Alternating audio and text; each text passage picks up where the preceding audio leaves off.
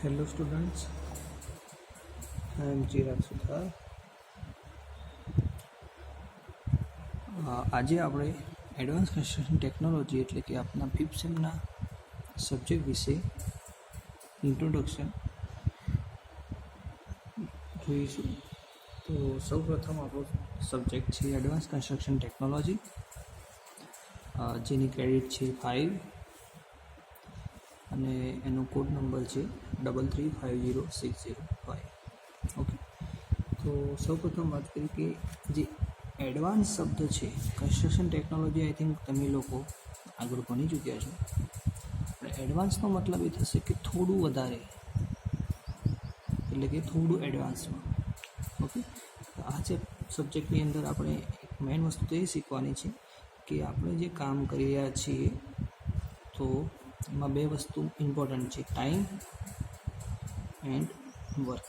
Okay, તો advance શબ્દનો મતલબ કે ટાઈમ આપણો ઘટાડવાનો છે અને વર્ક આપણું વધારવાનો છે. ઓકે, એટલે કે ઓછા ટાઈમમાં વધારે કામ કઈ રીતે કરી શકાય, તો એના માટે કઈ કઈ મેથડ આવે, કયા ઇક્વિપમેન્ટ આવે, કયા મટીરિયલ આવે.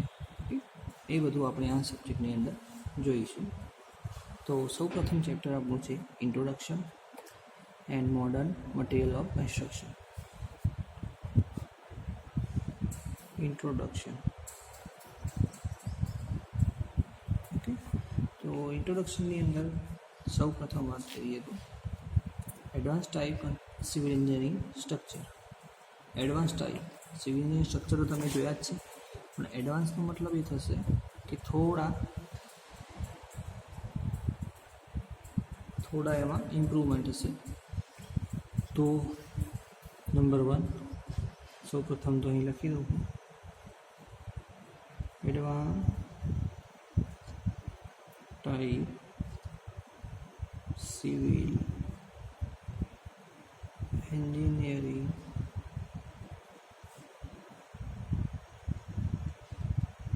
સ્ટ્રક્ચર્સ.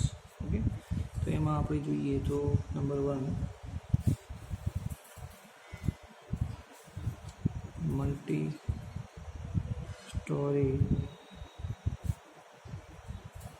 બિલ્ડિંગ્સ. સેકન્ડ નંબર છે dams. Third number chimney. Fourth number retaining walls. 5 number bridge. તો આવા મેગા સ્ટ્રક્ચર એટલે કે મોટા પ્રમાણમાં જે બહુકાઈ હોય એવા સ્ટ્રક્ચરનો સમાવેશ આપણે એડવાન્સ ટાઈપ્સ સિવિલ એન્જિનિયરિંગ સ્ટ્રક્ચરની અંદર કરવામાં આવતો હોય છે. હવે આગળ જોઈશું આપણે કે એડવાન્સ પ્રકારના બાંધકામ માટે કઈ મશીનરીની જરૂર પડે છે. તો આપણને ખબર જ હશે કે કઈ મશીનરી વપરાય છે. તો એ પહેલાં આપણે તમને સમજાવી દઉં કે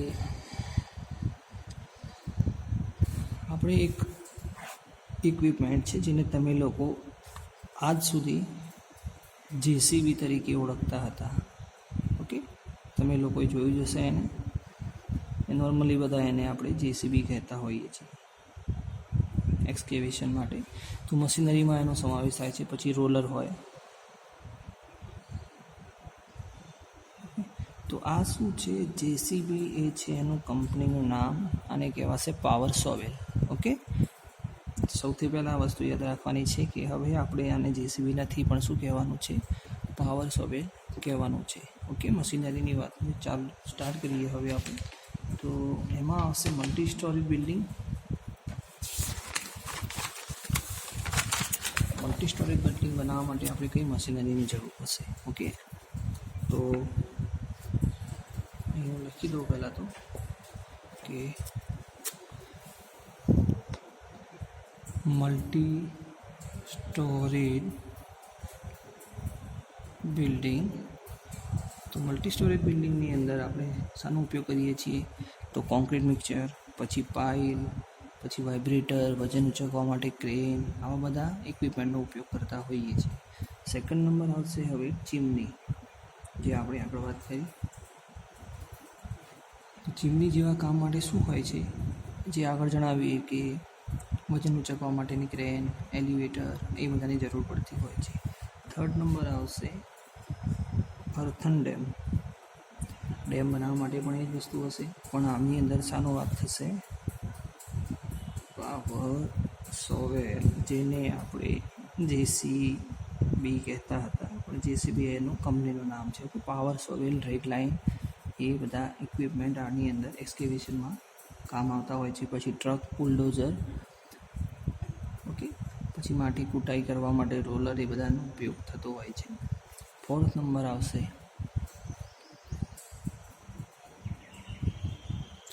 ફોર્થ નંબરની આપણે વાત કરીએ. ફોર્થ નંબરમાં આવશે દરિયાઈ, એટલે કે દરિયાઈ અને દરિયા કાંઠાના કામ. ઇટ મીન્સ કે marine and offshore structure. Okay, તો મરીન એન્ડ ઓફશોર સ્ટ્રક્ચરની વાત કરીએ તો એમાં આવશે કોફર ડેમ. પછી સેકન્ડ નંબર આવશે કૈસન. પછી આવશે બે બ્રિજીસ. પછી આવશે ક્રેન. પછી ડ્રેગર્સ. પછી છે બેલ્ટ કન્વેયર ડ્રેજર્સ. પછી બેલ્ટ કન્વેયર, એટલે કે આ બધા જે ઇક્વિપમેન્ટ છે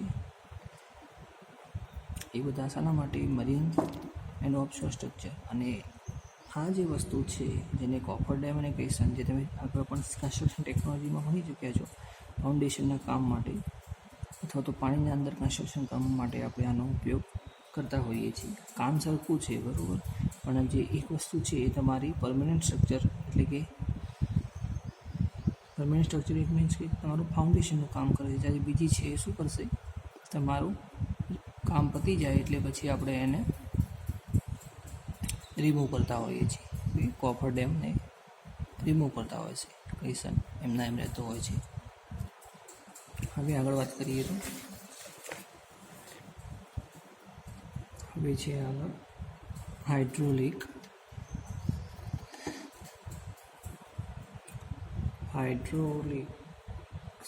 સ્ટ્રક્ચર. હાઇડ્રોલિક સ્ટ્રક્ચરની વાત કરીએ તો હાઇડ્રોલિક સ્ટ્રક્ચરની અંદર કોફર ડેમ બાંધવાની મશીનરીનો સમાવેશ કરવામાં આવે છે. પછી છે કૈસનના બાંધકામની મશીનરી.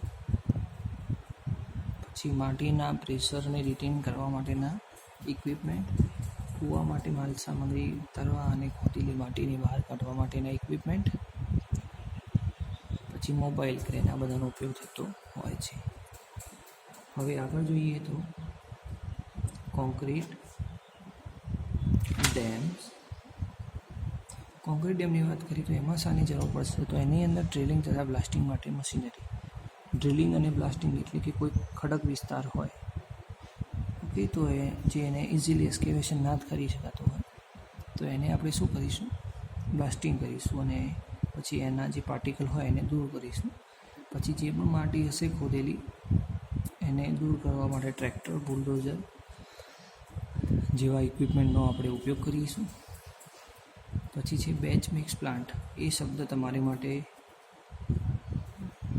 નવા જેવો છે, પણ તમે બેઝિક ટ્રાન્સપોર્ટેશન એન્જિનિયરિંગની અંદર આઈ થિંક તમે ભણી ચૂક્યા હશો. બેચ મિક્સ પ્લાન્ટ એટલે કે એવી વસ્તુ છે કે જેની અંદર અલગ અલગ પ્રકારના તમને મટીરિયલ, એટલે કે રો મટીરિયલ નાખવાના હોય છે, પછી તમને કોન્ક્રીટ મળતો હોય છે.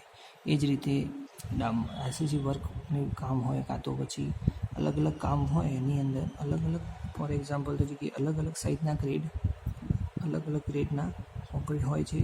પછી એની અંદર સિમેન્ટ, સેન્ડ, વોટર બધાનું મિક્સ થઈ અને આપણને બહાર આઉટપુટની અંદર કોન્ક્રીટ મળતો હોય છે. આપણને ડિપેન્ડ કરે છે કે આપણને કેટલી સાઇઝનો કોન્ક્રીટ જોઈએ છે. પછી આવશે આપણું ઇન્ડસ્ટ્રીયલ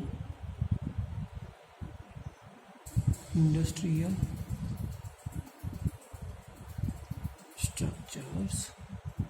ઇન્ડસ્ટ્રીયલ સ્ટ્રક્ચરની અંદર વાત કરીએ તો સૌપ્રથમ આવશે ક્રેન, પછી ગ્રેન્ટી અને લોકોમોટિવ ક્રેન. ઓકે, એટલે મોટા પાયાની અંદર ક્રેનનો ઉપયોગ થતો હોય છે ઇન્ડસ્ટ્રીની અંદર, એટલે આપણે ઇન્ડસ્ટ્રીયલ સ્ટ્રક્ચરની અંદર ક્રેનનો સમાવેશ કરીએ છીએ. તો એકવાર ફરી આપણે એક નજર મારી દઈશું કે આપણે આજે શું શું ભણ્યા. તો સૌપ્રથમ આજે એડવાન્સ કન્સ્ટ્રક્શન ટેકનોલોજી તમારો સબ્જેક્ટ છે, જેની ક્રેડિટ છે 5 અને જેનો છે કોડ 33506. ઓકે, અને એક વસ્તુ, હા, જે આપણે ટ્રેક્ટર નામ સાંભળ્યું છે, બરાબર, આપણે બધા ટ્રેક્ટર સાંભળ્યું પણ છે, જોયું પણ છે. તો ટ્રેક્ટરનો મતલબ એવો છે કે ટ્રેક્ટર નામ કેમ પાડવામાં આવે. પહેલી તો વસ્તુ હોય કે ટ્રેક્ટર ઇટ મીન્સ કે કોઈ પણ પરત હોય, ચાહે બરફની હોય, ચાહે એ લીસી સપાટીની હોય, એની ઉપર જો આ વ્હીકલનું મૂવમેન્ટ કરવામાં આવે તો એનું વ્હીકલનું જે વ્હીલ છે એ એક જ સરફેસ ઉપર રોટેટ થતું નથી. ઇટ મીન્સ કે આગળ વધવાની કોશિશ કરે છે. ઓકે, તો જે આ આગળ વધવાની કોશિશ કરે છે એને કહેવાશે ટ્રેક્ટિવ ફોર્સ. ઓકે, આને કહેવાશે ટ્રેક્ટિવ ફોર્સ. તો આ ટ્રેક્ટિવ ફોર્સ લાગવાથી આને ટ્રેક્ટર કહેવામાં આવે છે. એટલે કે આને કોઈ પણ સપાટી ઉપર લઈ જાઓ પણ એના જે વ્હીલ છે એ હંમેશા આગળની દિશામાં જ જશે. એવું નહીં કે પછી એના જગ્યા ઉપર રોટેટ થશે, હંમેશા આગળ તરફ વધવાની કોશિશ કરે છે. એને કહેવાશે ટ્રેક્ટિવ ફોર્સ, અને ટ્રેક્ટિવ ફોર્સ ઉપરથી આપણે એને ટ્રેક્ટર કહેતા હોઈએ છીએ. હવે પાછા back to point, advance construction technology. તો શા માટે છે એડવાન્સ નહોતો જ્યારે તમે આગળ જે સબ્જેક્ટ ભણી ચૂક્યા છો એ કન્સ્ટ્રક્શન ટેકનોલોજી હતું. હવે શું છે એડવાન્સ કન્સ્ટ્રક્શન. એડવાન્સની જરૂર શા માટે પડી? તો હાલના સમયમાં એવું છે કે હાલ તમે જે પણ જગ્યાએ રહી રહ્યા છો તો એના આજુબાજુમાં અમુક સમય સુધી શું હતું કે જંગલ હતા, ઝાડ હતા, વિરાન જમીન હતી, જે હવે શું થયું, સારું એવું ડેવલપમેન્ટ, મોલ, કોમ્પ્લેક્સ કાં તો મકાન બની ચૂક્યા છે. તો આ જે બધી દિવસે ડેવલપમેન્ટ જોવા મળે છે તો એના માટેનો કંઈક પ્રોસેસ હોય છે. ઓકે, તો એના માટેની કંઈક મેથડ હોય છે. તો એની અંદર આપણે શું કર્યું છે એડવાન્સ. તો આ એડવાન્સ શબ્દના કારણે આટલા ઝડપથી કામ થઈ રહ્યા છે. તો કઈ રીતે?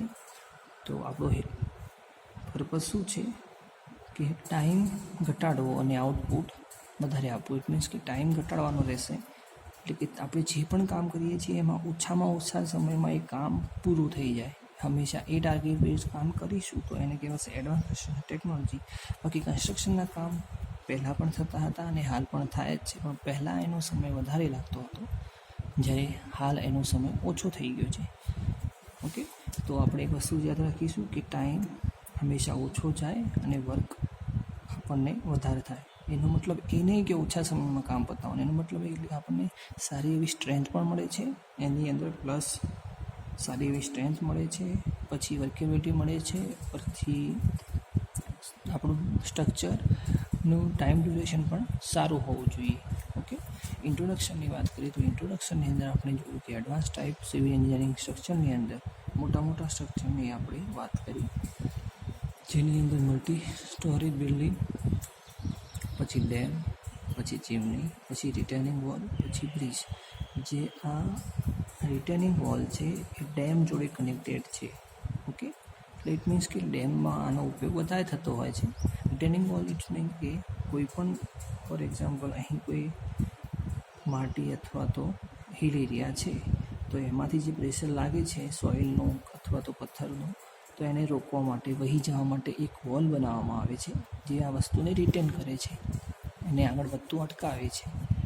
ઓકે, તો એને કહીશું આપણે રિટેનિંગ વોલ્સ. જે ડેમની અંદર પાણી બહાર નીકળવાનો ભાગ હોય, આ આપણો ડેમ છે, બરાબર, તો અહીંથી પાણી આઉટ થતું હોય તો જે બહારની સાઈડ હોય આ ભાગને કહીશું આપણે રિટેનિંગ વોલ. ઓકે, તો જે માટીનું પ્રેશરને રિટેન કરે છે. અને બ્રિજ પણ આપણે જોયા જ છે. અને આગળ બતાવ્યું, તમને કીધું એ પ્રમાણે કે હવેથી આપણે આમાંને શું કહીશું ઇક્વિપમેન્ટને? પાવર સોવેલ, ના કે જેસીબી. શું કહેવાનું થશે આપણે? Power shovel. ઓકે, હવે મલ્ટી સ્ટોરેજ બિલ્ડિંગની અંદર આપણે જોયું તો એની અંદર ચીમની, ઓકે, પછી અર્થન ડેમ, એ બધું આપણે વાત કરી હતી મલ્ટી સ્ટોરેજ બિલ્ડિંગની અંદર. મલ્ટી સ્ટોરેજ બિલ્ડિંગની અંદર ક્રેન, પછી કોન્ક્રીટ મિક્સચર, એ બધાની વાત કરી હતી. ચીમનીની અંદર આપણે શું જોયું કે વજન ઉંચકવાની મશીનરી. પછી અર્થન માસોની વાત કરી હતી, જે આગળ તમને સમજાવી. એ તો મેન વસ્તુ છે જે પાવર સોવેલ. એની સાથે સાથે આપણે જોયું કે ડ્રેગ લાઇન, ટ્રેક્ટર, બુલડોઝર, પછી ફિનિશિંગ માટે રોલર, એવા બધા અલગ અલગ ઇક્વિપમેન્ટ મશીનરીની જરૂર પડતી હોય છે. પછી મરીન એન્ડ ઓફશોર સ્ટ્રક્ચરની વાત કરીએ તો હાર્બર, જે આપણે તમે નામ સાંભળ્યું હોય કાં તો કોઈ જગ્યાએ તમે વિઝિટ કરી હોય તો હાર્બર છે એ ત્યાં શું હતું, શિપિંગના કામ ચાલતા હોય છે. એટલે ઇટ મીન્સ કે પાણીની રિલેટેડ કોઈ પણ જાતનું કન્સ્ટ્રક્શન હોય તો એને મરીન એન્ડ ઓફશોર સ્ટ્રક્ચર કહેવામાં આવે છે. ઓકે, કામ સરખું છે. તો એની અંદર કામ કરવા માટે આપણે કોફર ડેમ, કૈસન, એ બધી મેથડ એટલે કે એનો ઉપયોગ કરીને કામ કરતા હોઈએ છીએ. પછી આવશે બ્રિજીસ.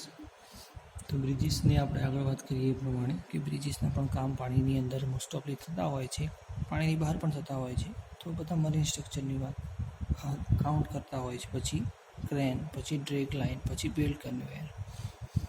પછી આવશે હાઇડ્રોલિક સ્ટ્રક્ચર. હાઇડ્રોલિક સ્ટ્રક્ચરની અંદર કોન્ક્રીટ બાંધવાની મશીનરી, કોન્ક્રીટ બાંધવાની મશીનરીનો ઉપયોગ થાય છે. પછી કોન્ક્રીટના બાંધકામની મશીનરી, જો ન્યુમેટિક કૈસનને એ બધું બનાવવું હોય તો એના માટે આપણે ઉપયોગ કરતા હોઈએ છીએ. પછી એની અંદર આપણે જોયું કે batch mix plant. Batch mix plant એટલે વન ટાઈપ ઓફ એવો પ્લાન્ટ છે કે જેની અંદર અલગ અલગ સાઇઝના એગ્રીગેટ, અલગ અલગ પ્રકારનું મટીરિયલ હોય. તમારે કઈ સાઇઝનું જોઈએ છે એ પ્રમાણે તમને આઉટપુટ એટલે કે મિક્સિંગ થઈ અને આઉટપુટ બહાર મળતું હોય છે. ઓકે, જેનો આપણે કોન્ક્રીટ ડેમમાં સમાવેશ કરીએ છીએ. લાસ્ટમાં છે ઇન્ડસ્ટ્રીયલ સ્ટ્રક્ચર. ઇન્ડસ્ટ્રીયલ સ્ટ્રક્ચરની અંદર આપણે જોયું કે ક્રેન, ક્રેન ટ્રી અને લોકોમોટિવ ક્રેન. ઓકે, તો આ બધા ઇન્સ્ટ્રુમેન્ટનો ઉપયોગ ઇન્ડસ્ટ્રીયલ સ્ટ્રક્ચરમાં થતો હોય છે. તો એડવાન્સ કન્સ્ટ્રક્શન ટેકનોલોજીની અંદર આજે આપણે જે જોયું એમાંથી તમને લોકોને હું એક ક્વેશ્ચન આપું છું. તો એ ક્વેશ્ચનનો આન્સર તમારે મને પર્સનલમાં વોટ્સઅપ કરવાનો રહેશે. અને બને ત્યાં સુધી દરેકનો જવાબ અલગ અલગ હોય. ઓકે, અને આ જે તમે આન્સર મને આપશો એ તમારી પ્રેઝન્ટ રહેશે કે તમે આ વિડીયો જોયો છે, સમજો છો. તો તમારો ક્વેશ્ચન એ છે કે તમે કેટલા ઇક્વિપમેન્ટ જોયા છે. ઓકે, નેટ ઉપર સર્ચ કરવાની જરૂર નથી. તમે જે પણ જોયા હોય equipment, power shovel, drag line, okay, તો એ બધાનું ખાલી એક નામ, 5 નામ લખી અને મને વોટ્સઅપ કરવાનું રહેશે. ઓકે, અને આ તમે જે વોટ્સઅપ કર્યું હશે એ તમારી પ્રેઝન્ટ તરીકે કાઉન્ટ કરવામાં આવશે. ઓકે, તો આજે આપણે અહીં સુધી રાખીશું. નેક્સ્ટ ટાઈમ આપણે જોઈશું કે aim of using advance types of machinery in construction work. એટલે કે બાંધકામમાં એડવાન્સ પ્રકારની મશીનરી વાપરવાના હેતુઓ કયા કયા છે, અને એની અંદર આપણે જોઈશું કે બાંધકામ કરતી વખતે કઈ કઈ બાબતો ધ્યાનમાં રાખવી જોઈએ. ઓકે, તો આપણે આજે અહીં સુધી જોયું છે. ઓકે, ચેપ્ટર છે આપણું ઇન્ટ્રોડક્શન, ચેપ્ટર નંબર 1. ઓકે, જેની અંદર મેં તમને ઇન્ટ્રોડક્શન સુધી બેઝિક ઇન્ફોર્મેશન આપી છે. ઓકે.